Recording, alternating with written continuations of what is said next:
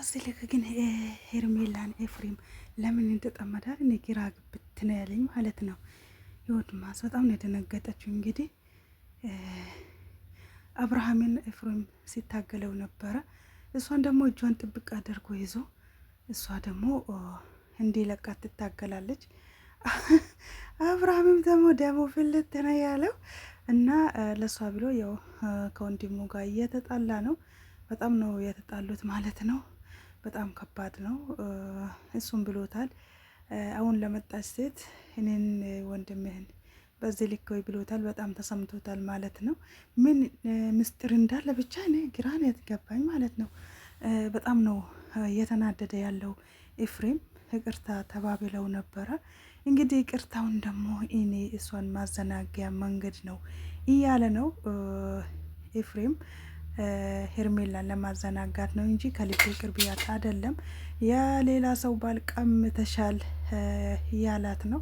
አንተ መቼም ሩታ ነህ እንጂ ለሷ ልትሆን አትችልም ብሎታል።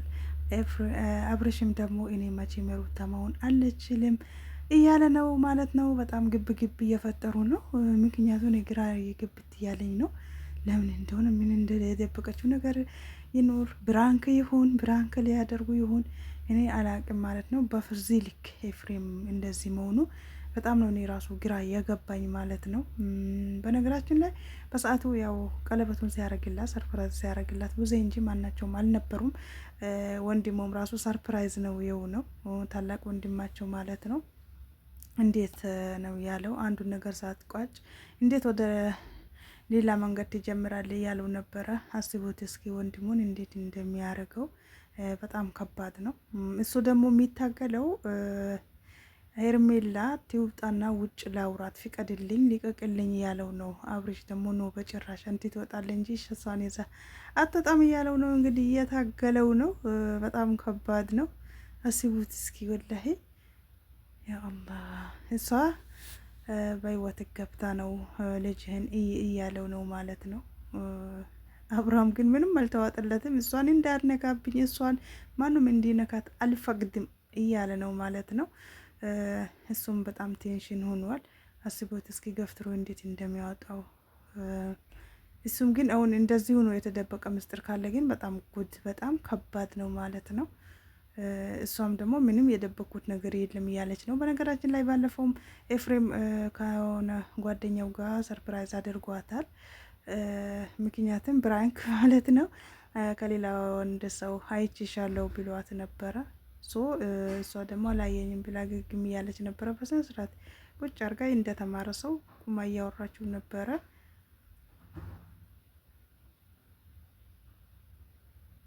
እና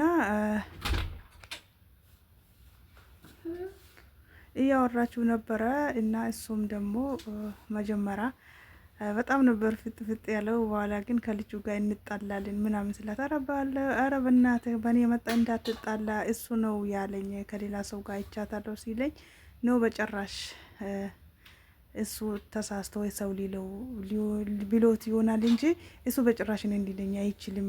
ማንም ባልነበረኝ ሰዓት ከጎን የነበረው ሁሉም ሲሸሽኝ የነበረው እሱ ነበር ያሸሸኝ እና እሱም እንዲቀይርብኝ አልፈልግም። እሱም ከሱ ጋር እንድትጣሉ በጭራሽ አልፈልግም እያለች ነበረ። እንግዲህ ያው ግብግብነታቸውን እየቀጠሉ ነው ማለት ነው። ወንድሜ ሲለውንክ ነው በዚህም ልክ አክብሬክ ማወራክ እያለው ነው። እሱ ደግሞ እልህ ይዞታል ኤፍሬም። እሷን ይዤው ውጭ ካልወጣው ሙቼ እገኛታለሁ እያለ ነው። ግርግዳ እየመታ ነው።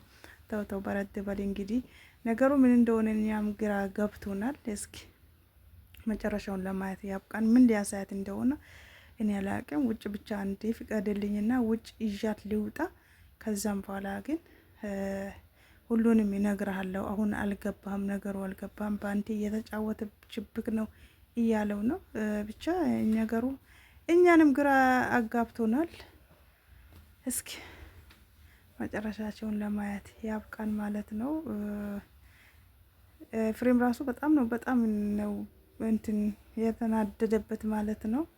በዚህ ልክ ለሷ ብለክ እኔን እንደዚህ ታረገኛል። እሱም ደግሞ አዎ አረጋለሁ፣ ማንም እንዲነካት አልፈልግም፣ አንቺ ለጥራሹ ላዘም ብለሽ አትጂ ብሏታል ማለት ነው። እሷ ያው ቤተሰብ ስለሆነ ለዛም ነው የሄድኩት ያለችው ባለፈው። እሱ እንዲያገኝሽ ማንም እንዲያገኝሽ አልፈቅድም፣ ያው ሂጂ አላልኩሽም እኔ ሂጂ ሳልሽ ብለዋታል።